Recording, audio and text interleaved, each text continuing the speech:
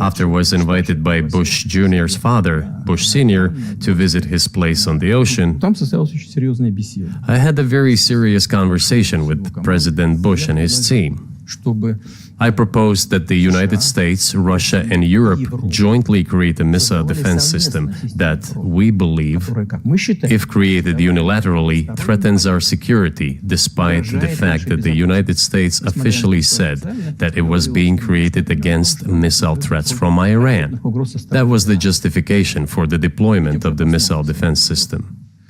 I suggested working together, Russia, the United States, and Europe. They said it was very interesting.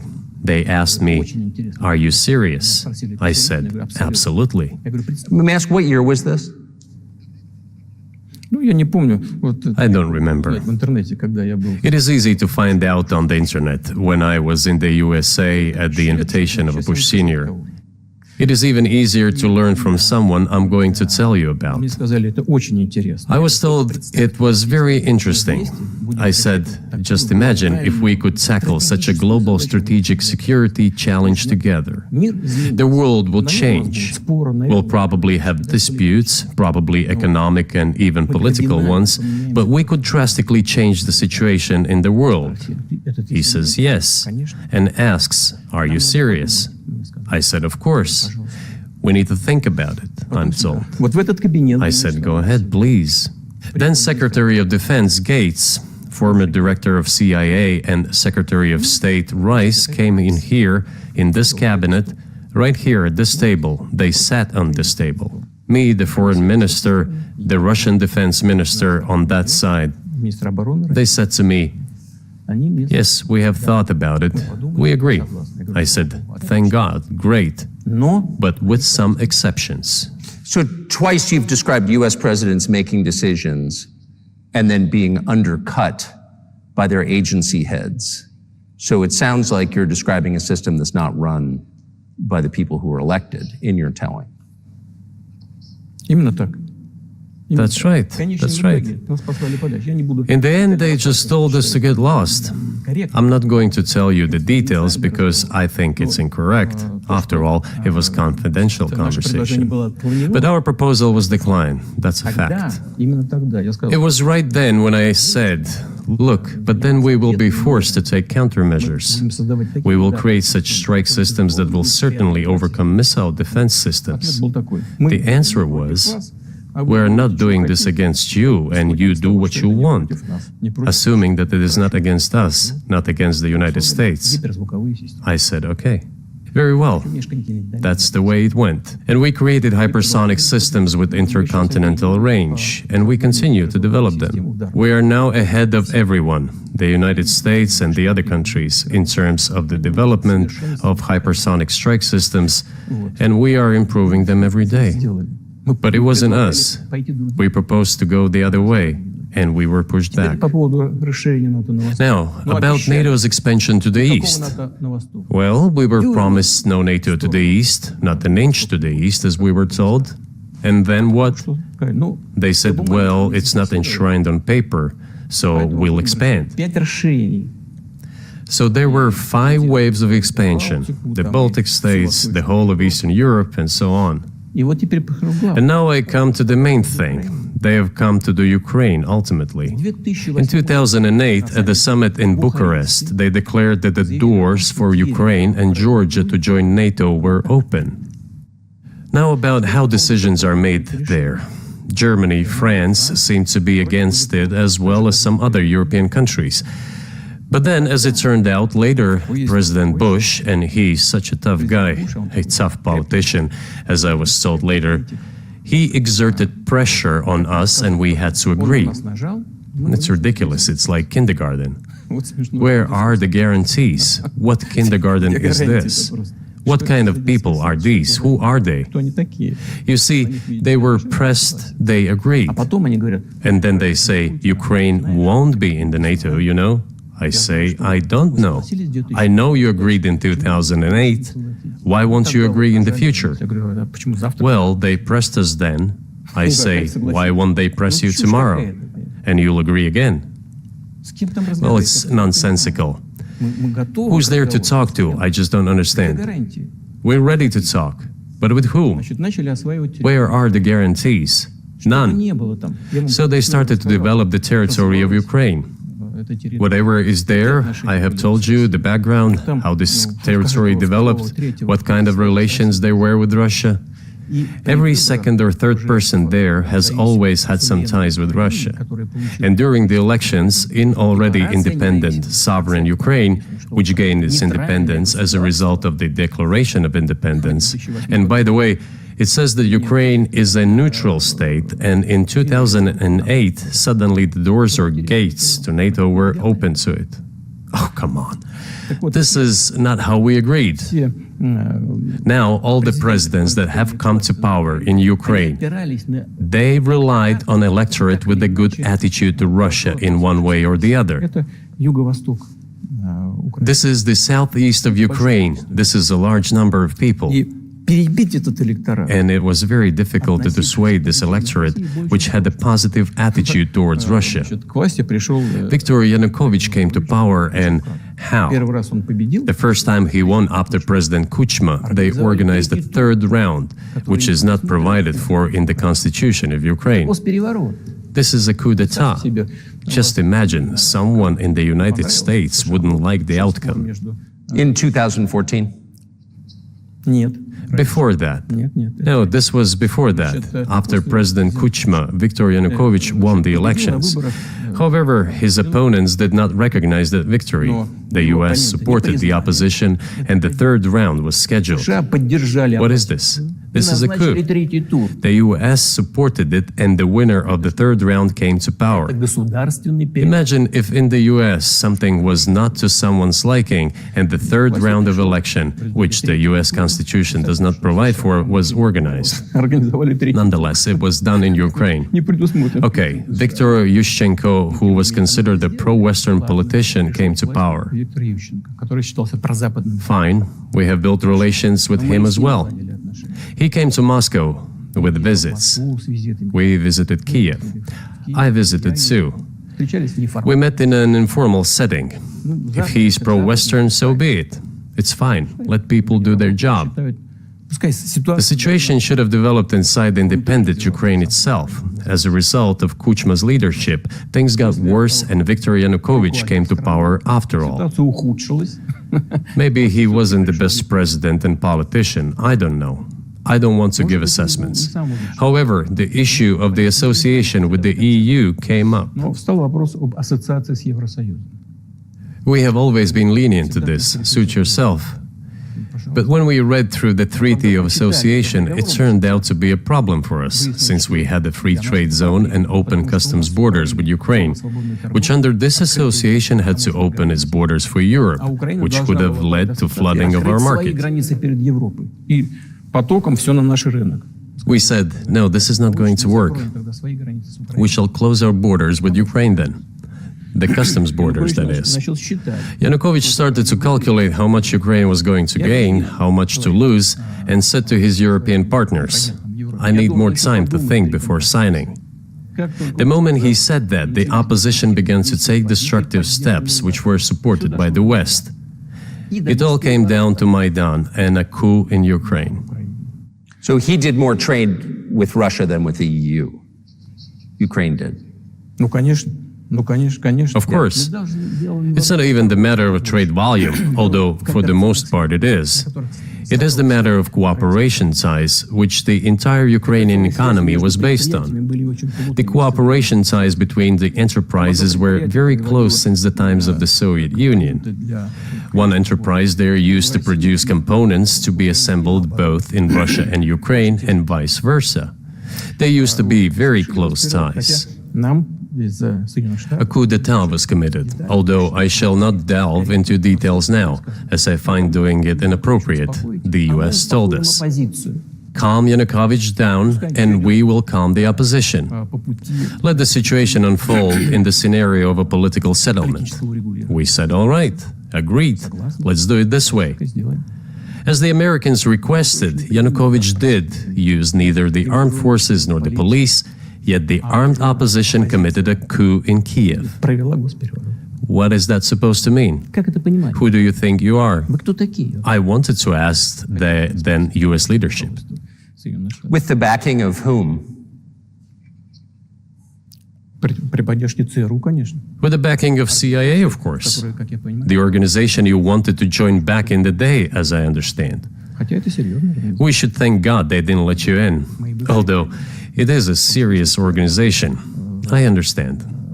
My former vis-a-vis in the sense that I served in the first main directorate, Soviet Union's intelligence service.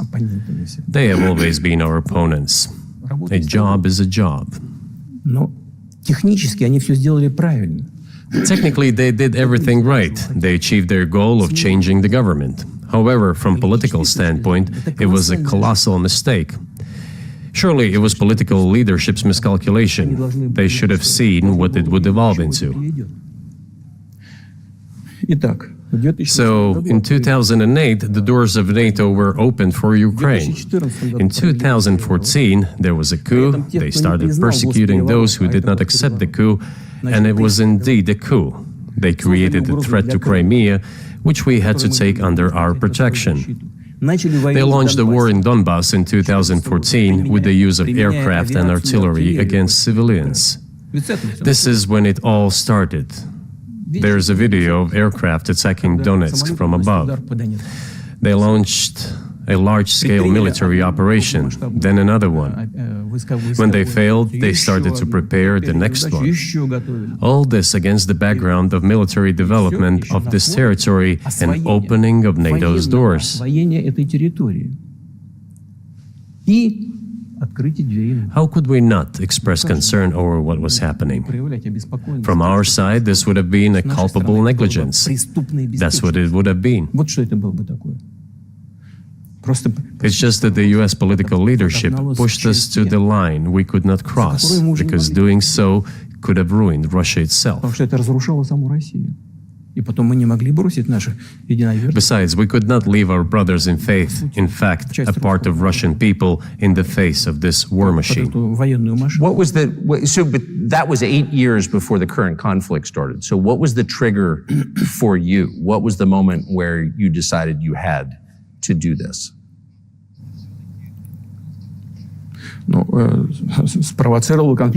Initially, it was the coup in Ukraine that provoked the conflict. By the way, back then the representatives of 3 European countries, Germany, Poland, and France, arrived. They were the guarantors of the signed agreement between the government of Yanukovych and the opposition. They signed it as guarantors. Despite that, the opposition committed a coup, and all these countries pretended that they didn't remember that they were guarantors of the peaceful settlement. They just threw it in the stove right away, and nobody recalls that. I don't know if the US know anything about the agreement between the opposition and the authorities, and its 3 guarantors who, instead of bringing this whole situation back in the political field, supported the coup. Although it was meaningless, believe me, because President Yanukovych agreed to all conditions. He was ready to hold an early election, which he had no chance of winning, frankly speaking. Everyone knew that. Then why the coup? Why the victims? Why threatening Crimea? Why launching an operation in Donbass? This I do not understand. That is exactly what the miscalculation is. CIA did its job to complete the coup. I think one of the deputy secretaries of state said that it cost a large sum of money, almost 5 billion. But the political mistake was colossal. Why would they have to do that? All this could have been done legally, without victims, without military action, without losing Crimea. We would have never considered to even lift a finger if it hadn't been for the bloody developments on Maidan. Because we agreed with the fact that after the collapse of the Soviet Union, our borders should be along the borders of former Union's republics. We agreed to that. But we never agreed to NATO's expansion, and moreover, we never agreed that Ukraine would be in NATO. без всяких разговоров с нами. We did not agree to NATO bases there without any discussion with us. For decades, we kept asking, don't do this, don't do that.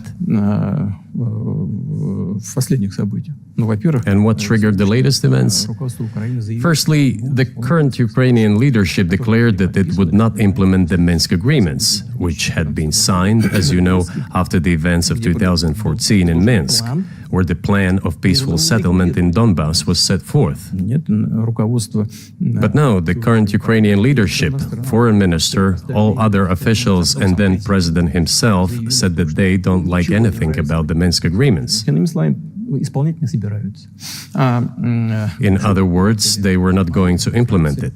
Прямо сказали, что подписывали уже A year or a year and a half ago, former leaders of Germany and France said openly to the whole world это соглашение Минска. that they indeed signed the Minsk agreements, but they never intended to implement them. They simply led us by the nose. Was there anyone for you to talk to? Did you call a U.S. President's Secretary of State and say, if you keep militarizing Ukraine with NATO forces, this is going to get, we're going to act? Мы постоянно об этом говорили. Мы постоянно об этом говорили. Мы обращались We talked about this all the time. We addressed the United States and European countries' leadership to stop these developments immediately, to implement the Minsk agreements. Frankly speaking, I didn't know how we were going to do this, but I was ready to implement them.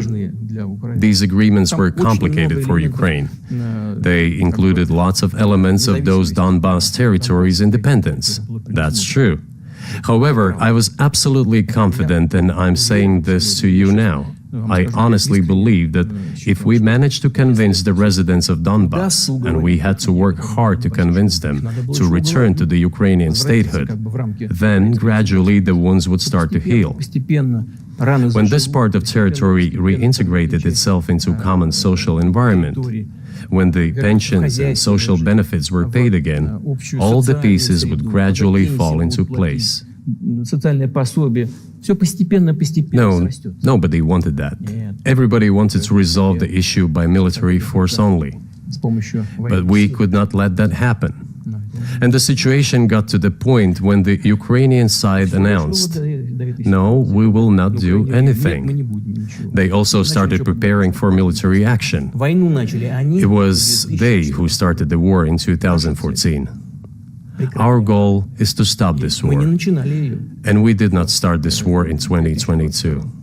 This is an attempt to stop it. Do you think you've stopped it now? I mean, have you achieved your aims? No, we haven't achieved our aims yet, because one of them is denazification. This means the prohibition of all kinds of neo-Nazi movements. This is one of the problems that we discussed during the negotiation process, which ended in Istanbul early this year.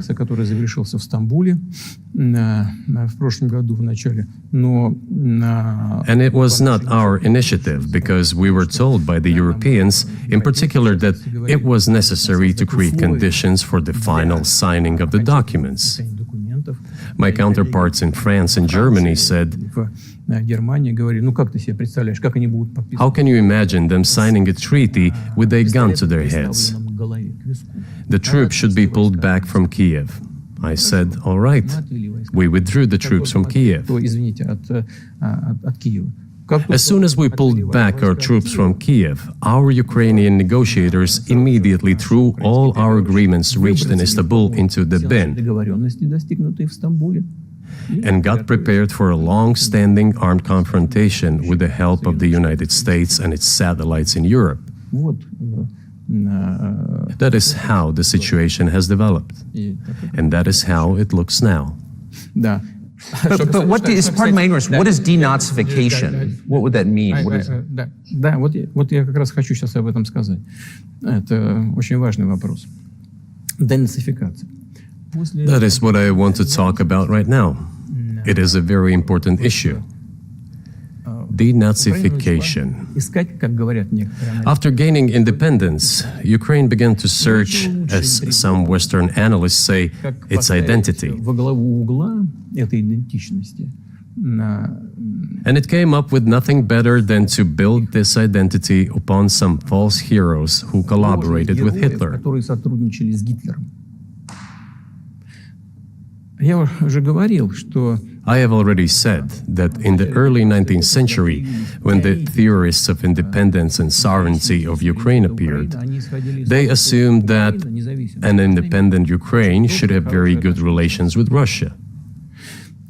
Но в силу исторического развития But due to the historical development, those territories were part of the Polish-Lithuanian Commonwealth.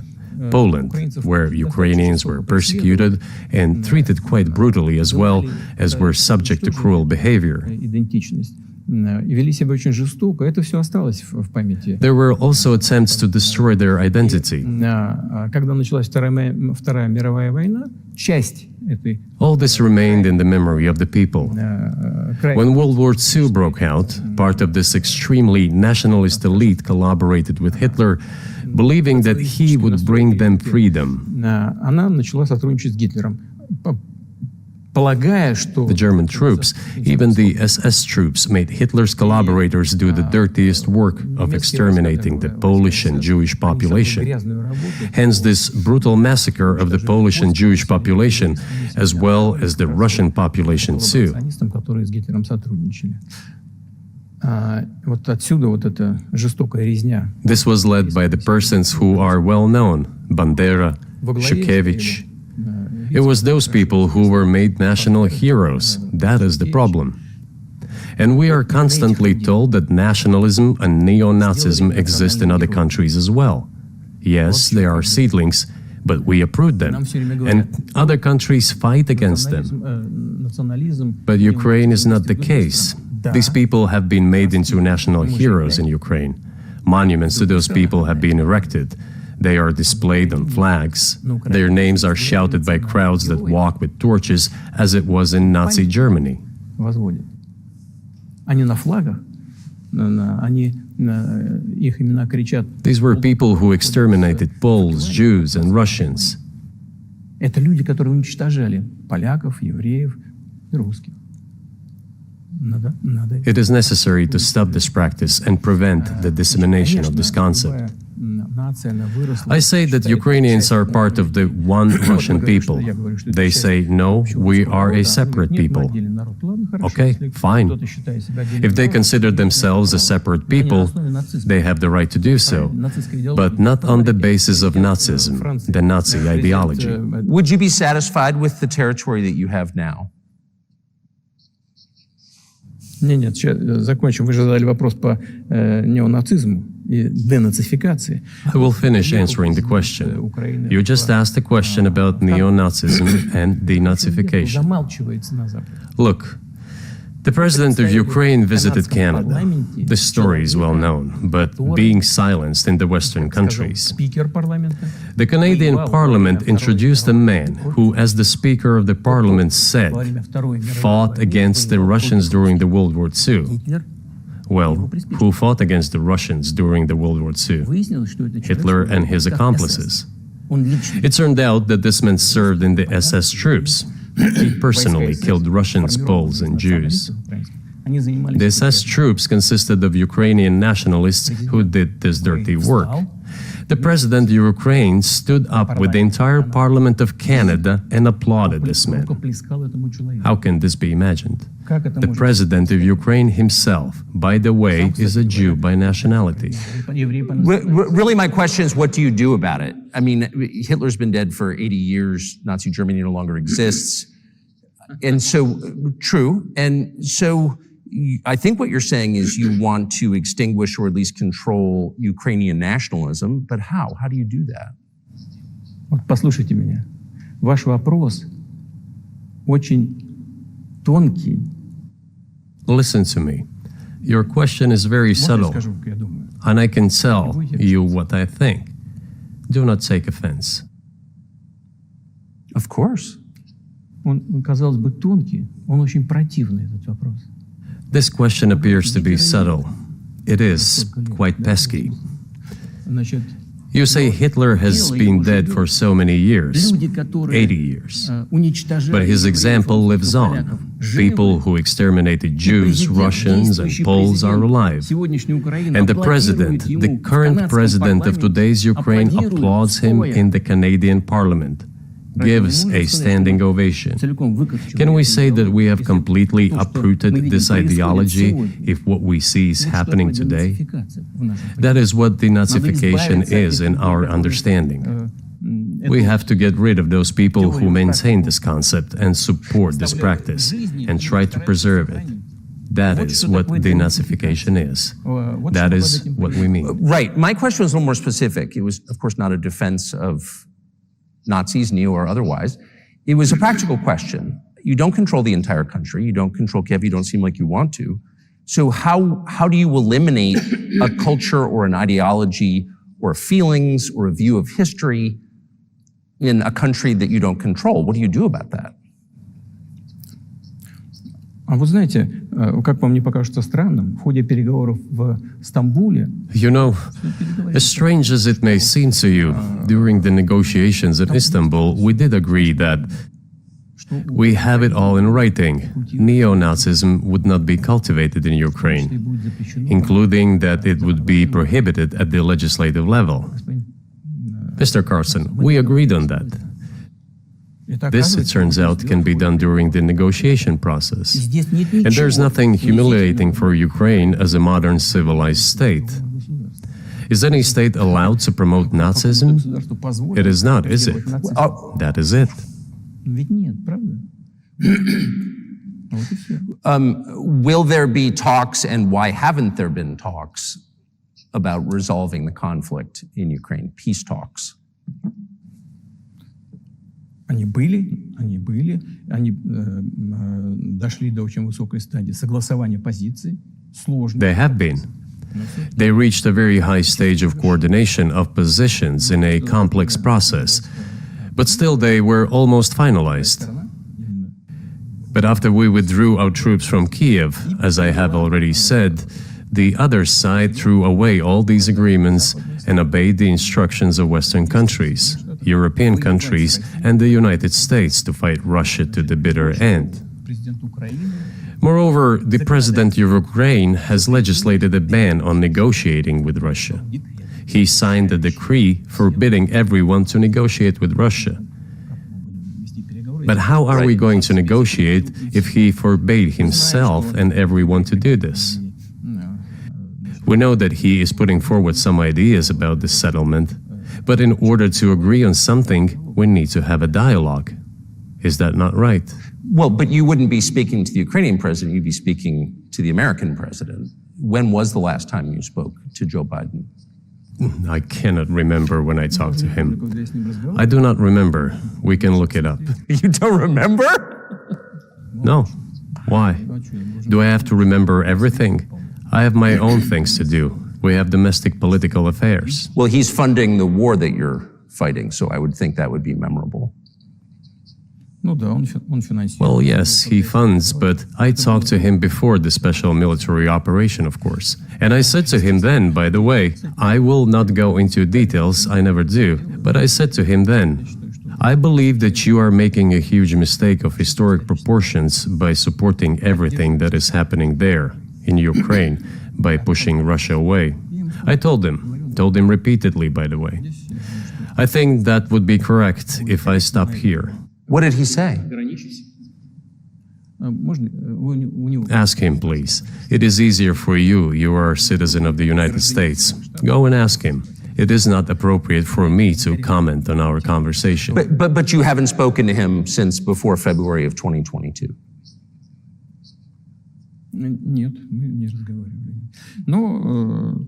No, we haven't spoken. Certain contacts are being maintained, though. Speaking of which, do you remember what I told you about my proposal to work together on a missile defense system? Yes. You can ask all of them. All of them are safe and sound, thank God.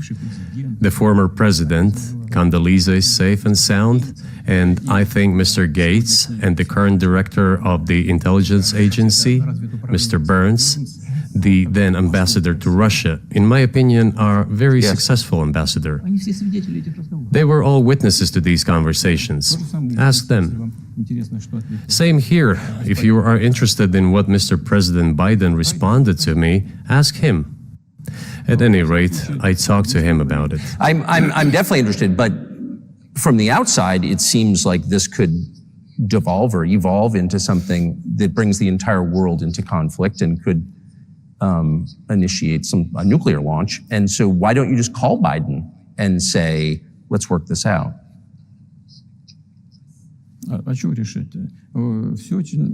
What's there to work out? It's very simple. I repeat, we have contacts through various agencies. I will tell you what we are saying on this matter and what we are conveying to the US leadership. If you really want to stop fighting, you need to stop supplying weapons. It will be over within a few weeks. That's it. And then we can agree on some terms. Before you do that, stop. What's easier? Why would I call him? What should I talk to him about? Or beg him for what? And what messages do you get back? You're going to deliver such and such weapons to Ukraine. Oh, I'm afraid, please don't. What is there to talk about? Do you think NATO is worried about this becoming a global war or a nuclear conflict? At least that's what they're talking about. And they're trying to intimidate their own population with an imaginary Russian threat. This is an obvious fact. And thinking people, not Philistines, but thinking people, analysts, those who are engaged in real politics, just smart people, understand perfectly well that this is a fake. They're trying to fuel the Russian threat. The threat I think you're referring to is a Russian invasion of Poland, Latvia, expansionist behavior. Can you imagine a scenario where you sent Russian troops to Poland?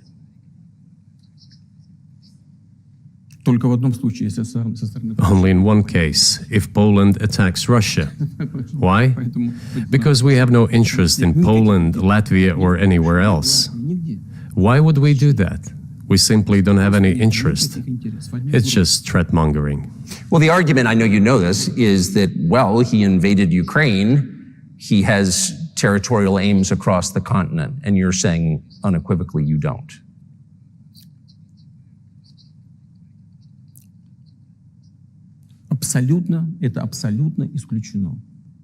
It is absolutely out of the question.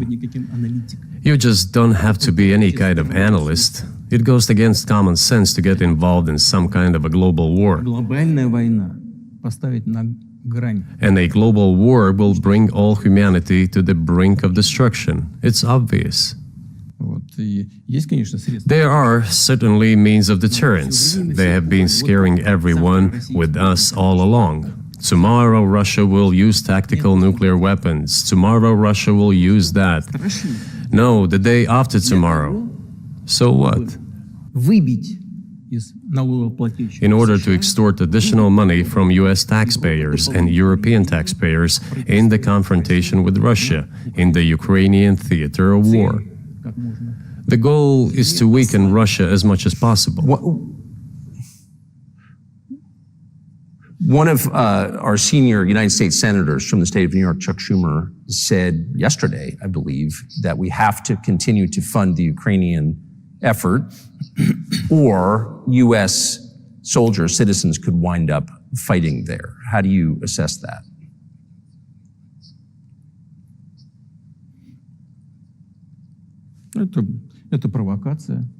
This is a provocation, and a cheap provocation at that. I do not understand why American soldiers should fight in Ukraine. There are mercenaries from the United States there.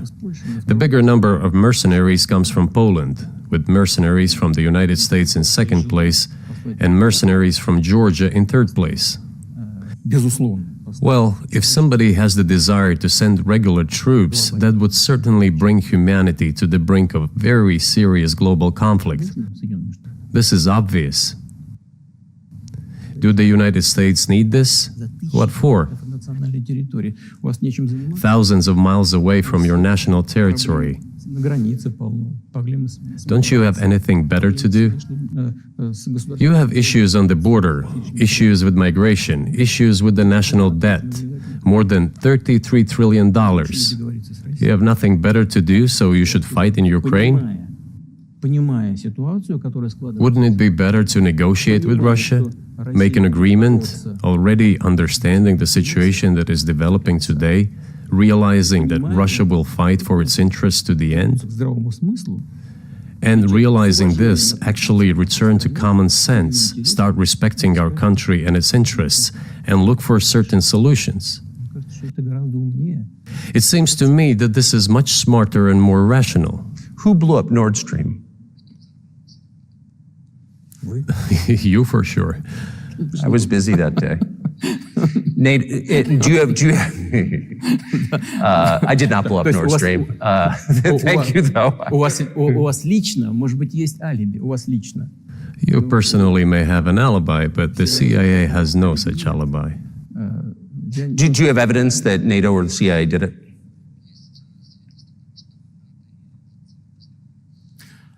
Вы знаете, я не You know, I won't get into details, but people always say in such cases, look for someone who is interested. But in this case, we should not only look for someone who is interested, but also for someone who has capabilities. Because there may be many people interested, but not all of them are capable of sinking to the bottom of the Baltic Sea and carrying out this explosion. These two components should be connected.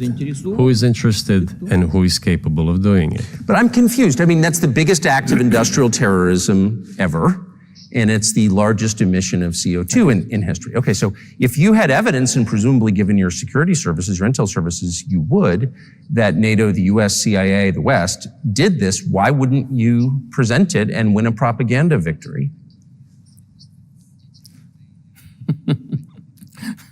В войне пропаганды очень сложно. In the war of propaganda, it is very difficult to defeat the United States because the United States controls all the world's media and many European media.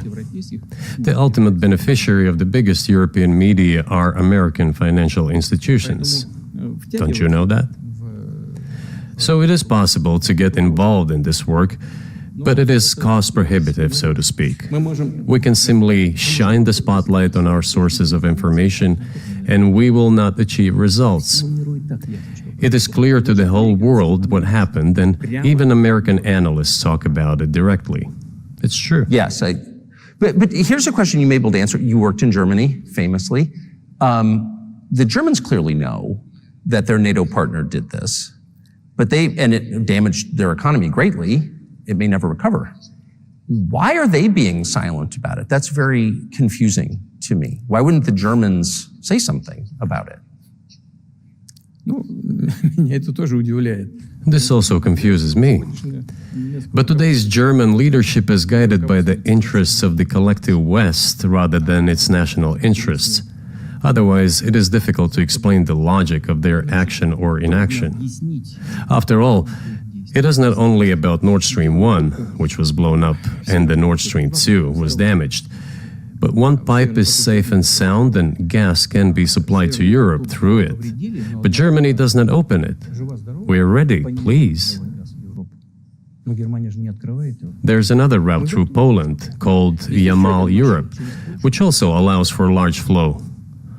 Poland has closed it, but Poland packs from the German hand. It receives money from the pan-European funds, and Germany is the main donor to these pan-European funds. Germany feeds Poland to a certain extent, and they close their route to Germany. Why? I don't understand. Ukraine, to which the Germans supply weapons and give money. Germany is the second sponsor of the United States in terms of financial aid to Ukraine. There are two gas routes through Ukraine. They simply closed one route, the Ukrainians. Open the second route and please get gas from Russia. They do not open it. Why don't the Germans say, look guys, we give you money and weapons, Open up the valve, please. Let the gas from Russia pass through for us. We're buying liquefied gas at exorbitant prices in Europe, Втридорого покупаем сжиженный газ. which brings the level of our competitiveness and economy in general down to zero. Do you want us to give you money? Let us have the decent existence. Make money for our economy, because this is where the money we give you comes from. Почему? They refuse to do so. Why? Ask them. Что здесь, That is what is like in their heads. знаете, Those are highly incompetent people. Well, maybe the world is breaking into two hemispheres, one with cheap energy, the other without. And I want to ask you that. If we're now a multipolar world, obviously we are, can you describe the blocks of alliances? Who is in each side, do you think? Послушайте, вы сказали, мир разделяется на... Listen, you have said that the world is breaking into two hemispheres. A human brain is divided into two hemispheres. Одну сферу деятельности, другая более креативная. One is responsible for one type of activities, the other one is more about creativity and so on. But it is still one and the same head. Они рассчитаны The world should be a single whole. Security should be shared rather than meant for the golden billion. устойчивым и That is the only scenario where the world could be stable, sustainable, and predictable. Until then, while the head is split in two parts, it is an illness, a serious adverse condition. It is a period of severe disease that the world is going through now. журналистики, они как But I think that thanks to honest journalism, this work is akin to work of the doctors. This could somehow be remedied. Well, let's just give one example, the US dollar, which has kind of united the world in a lot of ways, maybe not to your advantage, but certainly to ours. Is that going away as the reserve currency, the universally accepted currency? How have sanctions, do you think, changed the dollar's place in the world? Вы знаете, это одна из грубейших You know, to use the dollar as a tool of foreign policy struggle is one of the biggest strategic mistakes made by the US political leadership. доллар – это основа основ могущества США. The dollar is the cornerstone of the United States power. Печатать долларов, они I think everyone understands very well that no matter how many dollars are printed, they are quickly dispersed all over the world. по-моему, 3%, примерно 3-4, что ли. Вот, приемлемо для США абсолютно. Inflation in the United States is minimal. It's about 3 or 3.4%, which is, I think, totally acceptable for the US. But they won't stop printing. What does the debt of $33 trillion tell us about? It is about the emission. Как только политическое руководство приняло решение использовать доллар в качестве инструмента политической борьбы, Nevertheless, it is the main weapon used by the United States to preserve its power across the world. поэтому американцы As soon as the political leadership decided to use the US dollar as a tool of political struggle, a blow was dealt to this American power. и огромные I would not like to use any strong language, but it is a stupid thing to do and a grave mistake. сокращаются запасы доллара сейчас. Все смотрят на то, что происходит, и начинают искать возможности. Look at what is going on in the world. Even the United States allies are now downsizing their dollar reserves. Seeing this, everyone starts looking for ways to protect themselves. But the fact that the United States applies restrictive measures to certain countries, such as placing restrictions on transactions, freezing assets, etc., causes grave concern and sends a signal to the whole world. В России мы What did we have here? Until 2022, about 80% of Russian foreign trade transactions were made in US dollars and euros. в наших расчетах с третьими странами. Значит, US dollars accounted for approximately 50% of our transactions with third countries, while currently it is down to 13%. It wasn't us who banned the use of the US dollar. США приняли решение ограничить наши расчеты в долларах. We had no such intention. Полная дурь. It was decision of the United States to restrict our transactions in US dollars. I think it is complete foolishness from the point of view of the interests of the United States itself and its taxpayers, as it damages the US economy, undermines the power of the United States across the world. By the way, our transactions in yuan accounted for about 3%. Сейчас 34%. Today, 34% of our transactions are made in rubles, and about as much, a little over 34% in yuan. Зачем Соединенные Штаты это сделали? Why did the United States do this? My only guess is self-conceit. They probably thought it would lead to full collapse, but nothing collapsed. Moreover, other countries, including oil producers, are thinking of and already accepting payments for oil in yuan. Do you even realize what is going on or not? Ну, вы понимаете, что это такое происходит? Does anyone in the United States realize this? Понимает это в тех же Соединенных Штатах? What are you doing? You are cutting yourself off. All experts say this. То, что всегда... Ask any intelligent and thinking person in the United States what the dollar means for the US. Что такое доллар? You're killing it with your own hands. Убивает. I think that's a fair assessment. The question is what comes next, Конечно. and maybe you trade one colonial power for another, much less sentimental and forgiving colonial power. I mean, is the BRICS, for example, in danger of being completely dominated by the Chinese economy in a way that's not good for their sovereignty? Do you worry about that? Эти страшилки нам... Well, we have heard those boogeyman stories before. It is a boogeyman story. We're neighbors with China. You cannot choose neighbors just as you cannot choose close relatives. We share a border of 1,000 kilometers with them. This is number one. Second, we have a centuries-long history of coexistence. We're used to it.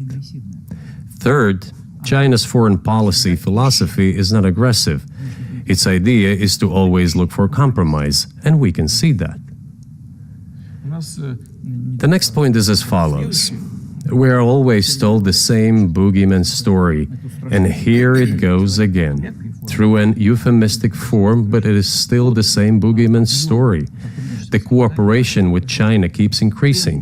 The pace at which China's cooperation with Europe is growing is higher and greater than that of the growth of Chinese-Russian cooperation. Ask Europeans, aren't they afraid? They might be, I don't know. But they are still trying to access China's market at all costs, especially now that they are facing economic problems. Chinese businesses are also exploring the European market. Do Chinese businesses have small presence in the United States?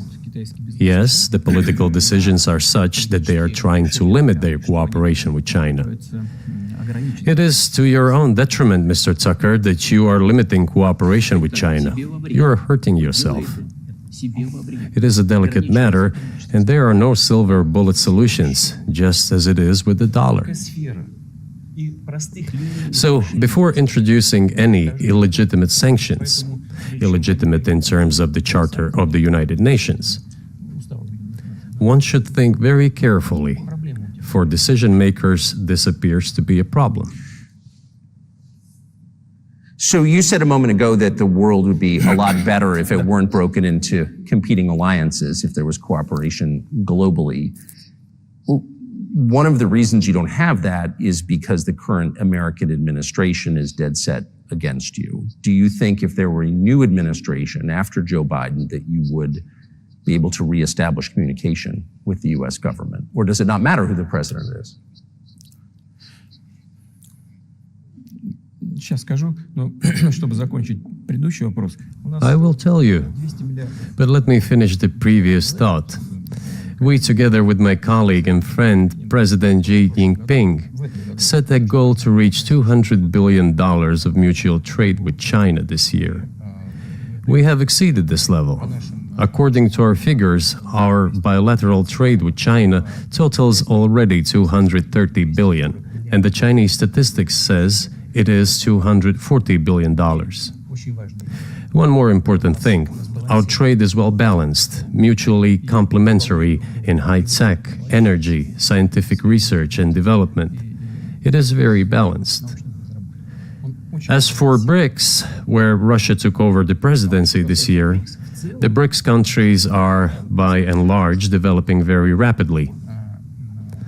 Look, if memory serves me right, back in 1992, the share of the G7 countries in the world economy amounted to 47%, whereas in 2022, it was down to, I think, a little over 30%. The BRICS countries accounted for only 16% in 1992, but now their share is greater than that of the G7. It has nothing to do with the events in Ukraine. This is due to the trends of global development and world economy, as I mentioned just now. And this is inevitable. This will keep happening. It is like the rise of the sun. You cannot prevent the sun from rising. You have to adapt to it. How do the United States adapt? With the help of force, sanctions, pressure, bombings, and use of armed forces. This is about self-conceit. Your political establishment does not understand that the world is changing under objective circumstances. And in order to preserve your level, even if someone aspires, pardon me, to the level of dominance, you have to make the right decisions in a competent and timely manner. Such brutal actions, including with regard to Russia and, say, other countries, are counterproductive. This is an obvious fact. It has already become evident. You just asked me if another leader comes and changes something. It is not about the leader. It is not about the personality of a particular person. I had a very good relationship with, say, Bush. I know that in the United States, he was portrayed as some kind of a country boy who does not understand much. I assure you that this is not the case. I think he made a lot of mistakes with regard to Russia, too. I told you about 2008 and the decision in Bucharest to open the NATO's doors for Ukraine and so on. That happened during his presidency. He actually exercised pressure on the Europeans. But in general, on a personal human level, I had a very good relationship with him. He was no worse than any other American or Russian or European politician. I assure you, he understood what he was doing as well as others. I had such personal relationship with Trump as well. It is not about the personality of the leader, it is about the elite's mindset. If the idea of domination at any cost, based also on forceful actions, dominates the American society, nothing will change. It will only get worse.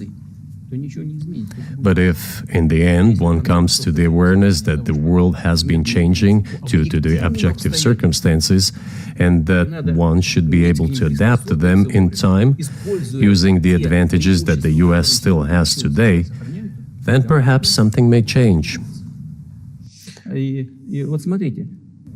Look, China's economy has become the first economy in the world in purchasing power parity. In terms of volume, it overtook the US a long time ago. The USA comes second, then India, 1.5 billion people, and then Japan, with Russia in the 5th place. Russia was the first economy in Europe last year, despite all the sanctions and restrictions. Is it normal from your point of view? Sanctions, restrictions, impossibility of payments in dollars, being cut off from SWIFT services, sanctions against our ships carrying oil, sanctions against airplanes, sanctions in everything, everywhere. The largest number of sanctions in the world which are applied against Russia. And we have become Europe's first economy during this time. The tools that US uses don't work. Well, one has to think about what to do. If this realization comes to the ruling elites, then yes, then the first person of the state will act in anticipation of what the voters and the people who make decisions at various levels expect from this person. Then maybe something will change. But you're describing two different systems. You say the leader acts in the interest of the voters, but you also say these decisions are not made by the leader, they're made by the ruling classes. You've run this country for so long, you've known all these American presidents. What are those power centers in the United States, do you think? Like, who actually makes the decisions? Я не знаю. Это Америка сложная страна, такая очень, с одной стороны, консервативная. I don't know. America is a complex country, conservative on one hand, rapidly changing on the other. It's not easy for us to sort it all out.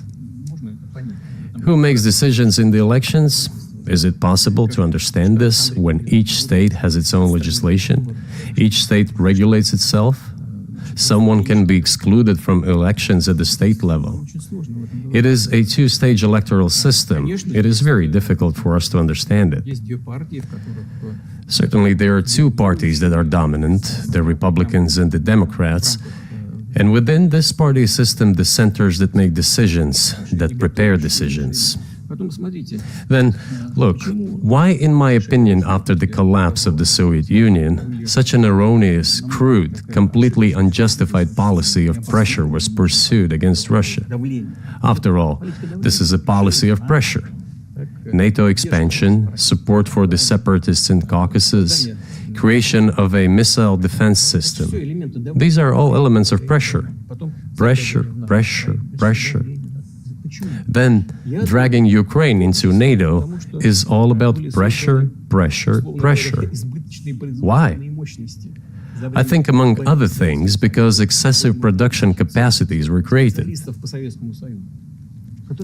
During the confrontation with the Soviet Union, there were many centers created and specialists on the Soviet Union who could not do anything else. They convinced the political leadership that it is necessary to continue chiseling Russia, to try to break it up, to create on this territory several quasi-state entities, and to subdue them in a divided form, to use their combined potential for the future struggle with China.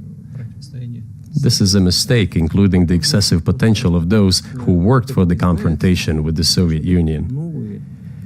It is necessary to get rid of this. There should be new, fresh forces, people who look into the future and understand what is happening in the world. Look at how Indonesia is developing. 600 million people. Where can we get away from that? Nowhere. We just have to assume that Indonesia will enter. It is already in the club of the world's leading economies, no matter who likes it or dislikes it. Yes, we understand and are aware that in the United States, despite all the economic problems, the situation is still normal, with the economy growing decently. The GDP is growing by 2.5%, if I'm not mistaken. But if we want to ensure the future, then we need to change our approach to what is changing. As I already said, the world would nevertheless change, regardless of how the developments in Ukraine end. The world is changing. In the United States themselves, experts are writing that the United States are nonetheless gradually changing their position in the world. It is your experts who write that. I just read them. The only question is how this would happen, painfully and quickly, or gently and gradually. And this is written by people who are not anti-American. They simply follow global development trends. That's it. And in order to assess them and change policies, we need people who think, look forward, can analyze and recommend certain decisions at the level of political leaders. I just have to ask, you've said clearly that NATO expansion eastward is a violation of the promise you all were made in 1990. It's a threat to your country. Right before you sent troops into Ukraine, the Vice President of the United States went to the Munich Security Conference and encouraged the President of Ukraine to join NATO. Do you think that was an effort to provoke you into military action? Мы просто, я еще раз повторяю, мы многократно предлагали... I repeat once again, we have repeatedly proposed to seek a solution to the problems that arose in Ukraine after 2014 coup d'etat through peaceful means. But no one listened to us. And moreover, the Ukrainian leaders who were under the complete US control suddenly declared that they would not comply with the Minsk agreements. They disliked everything there and continued military activity in that territory. Шло освоение этой территории натовскими военными структурами. Под видом различных центров. And in parallel, that territory was being exploited by NATO military structures under the guise of various personnel training and retraining centers. They essentially began to create bases there. That's all. Ukraine announced that the Russians were a non-titular nationality, while passing the laws that limit the rights of non-titular nationalities in Ukraine. Ukraine, having received all these southeastern territories as a gift from the Russian people, suddenly announced that the Russians were a non-titular nationality in that territory. Is that normal? All this put together led to the decision to end the war that neo-Nazis started in Ukraine in 2014. Do you think Zelensky has the freedom to negotiate a settlement to this conflict?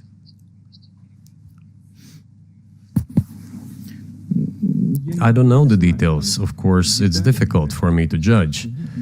But I believe he has, in any case, he used to have. His father fought against the fascists, Nazis, during World War II. I once talked to him about this. I said, Volodya, what are you doing? Why are you supporting neo-Nazis in Ukraine today, while your father fought against fascism? He was a frontline soldier. I will not tell you what he answered. This is a separate topic, and I think it's incorrect for me to do so. But as to the freedom of choice, why not? He came to power on the expectations of Ukrainian people that he would lead Ukraine to peace. He talked about this. It was thanks to this that he won the elections overwhelmingly. But then, when he came to power, in my opinion, he realized two things. Firstly, it is better not to clash with neo-Nazis and nationalists because they are aggressive and very active. You can expect anything from them. And secondly, the US-led West supports them and will always support those who antagonize with Russia. It is beneficial and safe. So he took the relevant position despite promising his people to end the war in Ukraine. He deceived his voters. But do you think at this point, as of February 2024, he has the latitude, the freedom to speak with you or your government directly about putting an end to this, which clearly isn't helping his country or the world? Can he do that, do you think?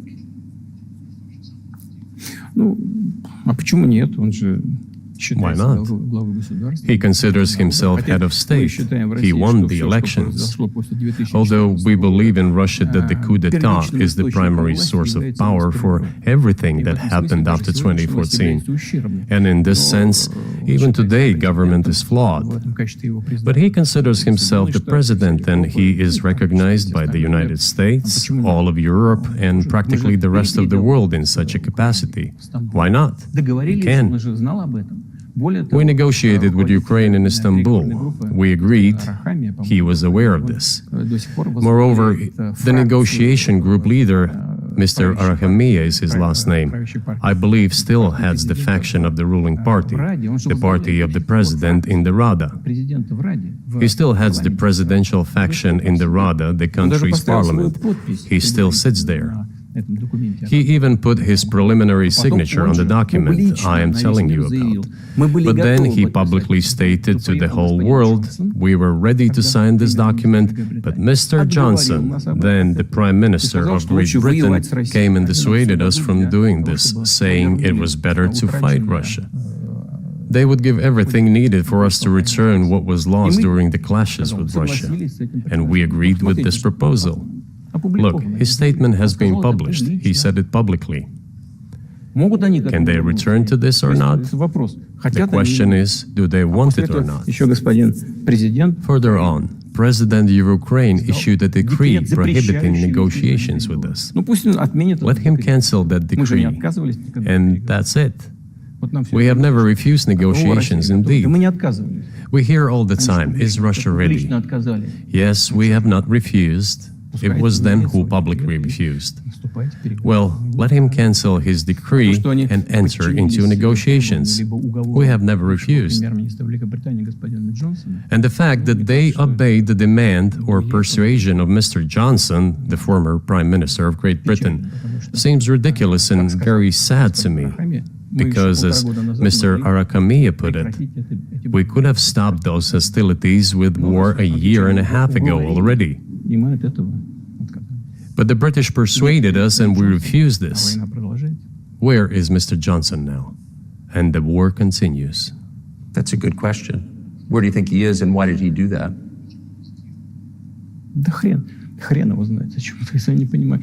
Hell knows. I don't understand it myself. There was a general starting point. For some reason, everyone had the illusion that Russia could be defeated on the battlefield. Because of arrogance, because of a pure heart, but not because of a great mind.